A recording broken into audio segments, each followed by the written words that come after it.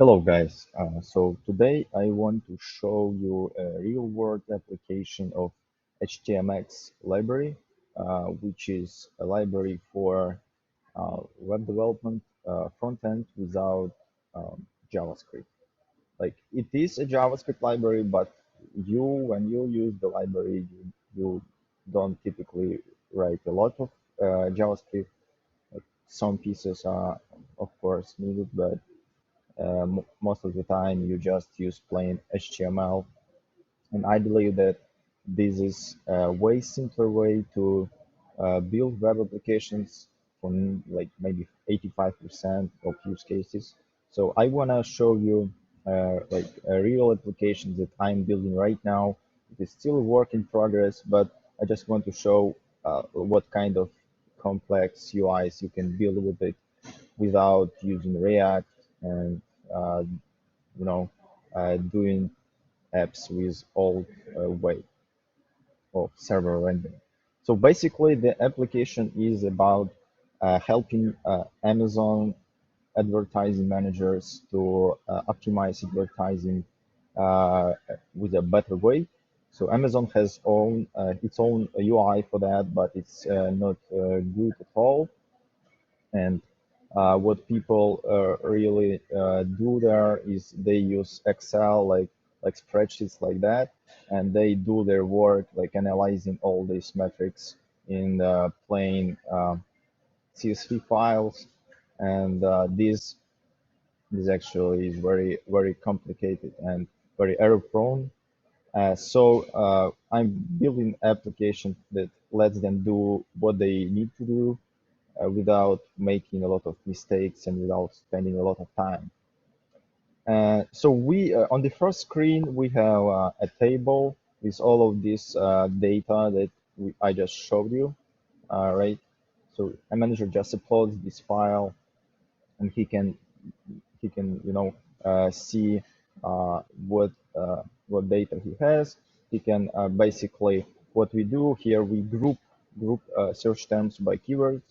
So one keyword produced all these search terms, and manager can like expand, collapse all of this stuff, see what metrics they got, and basically if he wants to negate some keywords, so not spend any money on them, he can basically highlight them. Okay, I want to negate this one, maybe I'm not sure about that one, so I will highlight it like that with orange.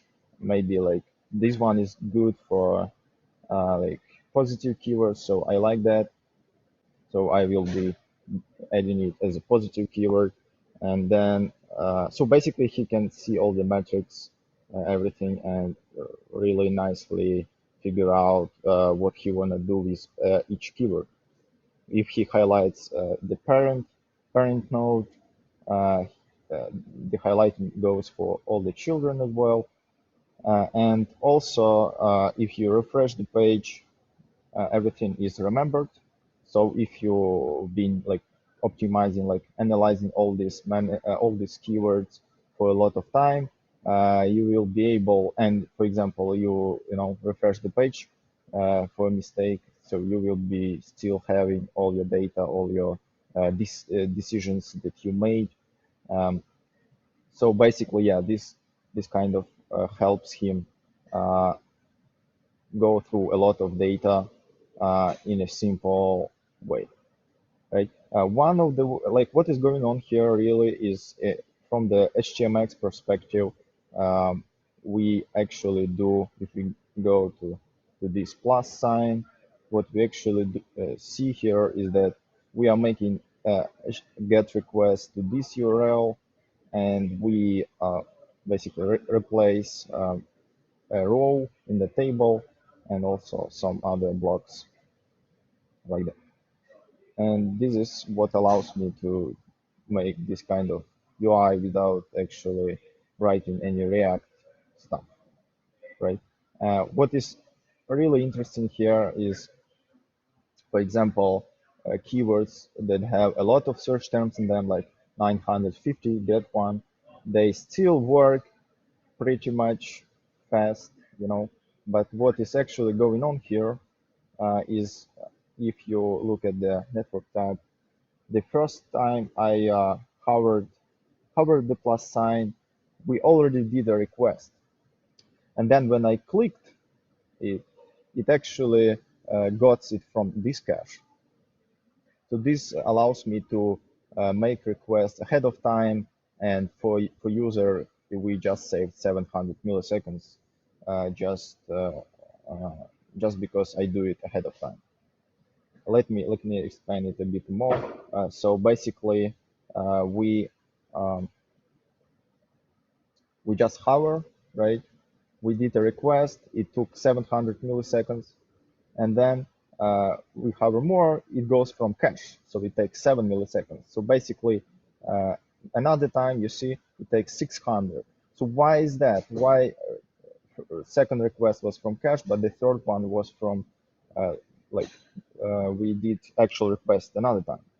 It's because I set cache headers here to 10 seconds.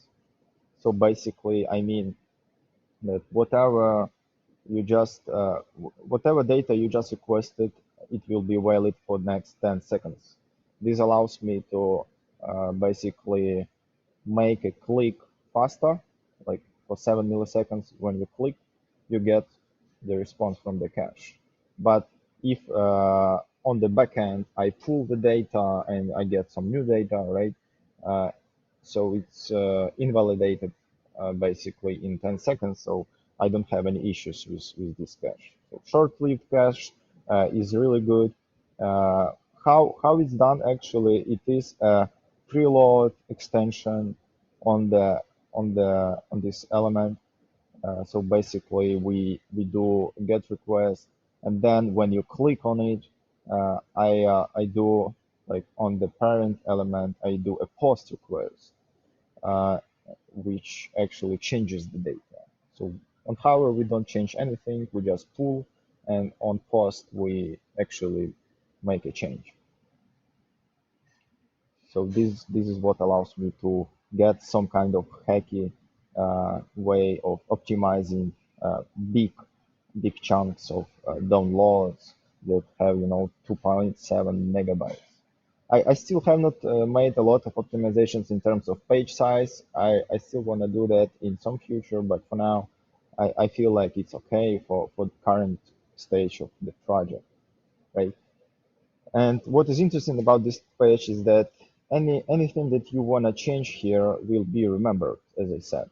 Even if you just change the columns order, uh, they will be remembered, right? So you just refresh and everything stays the same as you like it. So you basically customize this table to your preference, and it will remember everything, even if you expand something, like I expanded two keywords, I refresh, and everything saved. Right? You can also like pick which columns you would like to see. If you don't need these ones, you can just save it, and you don't have those anymore. So you can have a clearer way of looking only at data that you are interested in and not worrying about everything else. Right? You can also resize columns. For example, you can say, okay, I really have wide keywords, so I want to resize that, this column. So if you refresh the page, the resizing is saved. And I use a library called sortable.js for that, sortable.js, this one.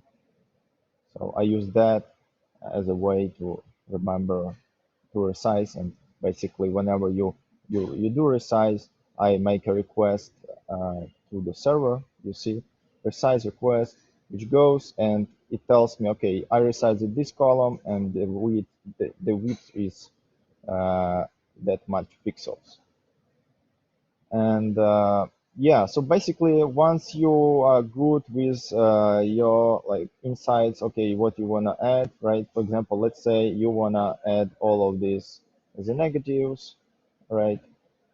So you just pick them, select them here, and you click add negative keywords. So it goes to the next screen, which has all of these keywords pre-populated for you, and you basically choose what match type you need, negative exact or negative phrase. You choose like, is it a products or a keyword? In this case, it's products. And if you click on products, you see the bottom block disappears.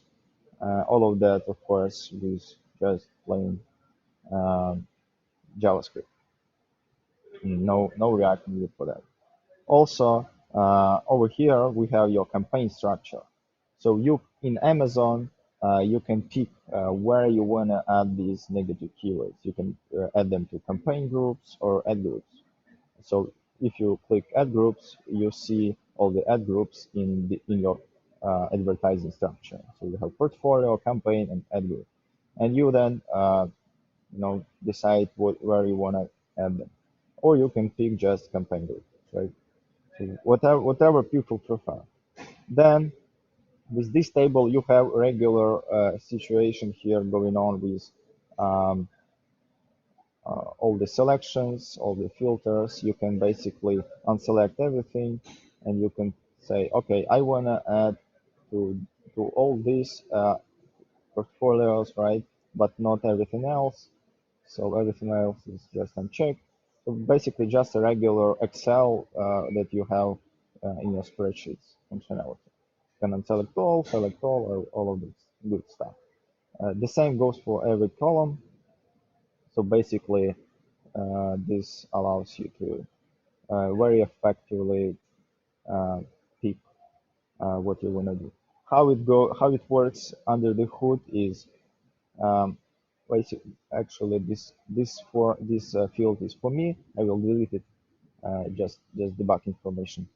How it actually goes is whenever you pick some portfolio, I make a request and I just tell a server what kind of ID was selected, and in the response, the server returns a body for the table to populate, and also some other like blocks that I need to replace. And basically, if you look at the body, for example, here we have tab body, right? So whenever I disable, it updates itself, and also it updates the filters as well. So mm, whenever you just uh, update filters, everything else is updated as this filter as well, and all these counts, how many was selected, all of this is fetched. And it works pretty fast, as you can see. You can choose uh, where you want to add, and then you click on add negative keywords, and it goes to this table. So this table is just shows you like what you are going to update. Like you just can preview what is going to happen without applying the changes uh, to the real advertising campaigns. You can just see as a draft, and you have everything here the same.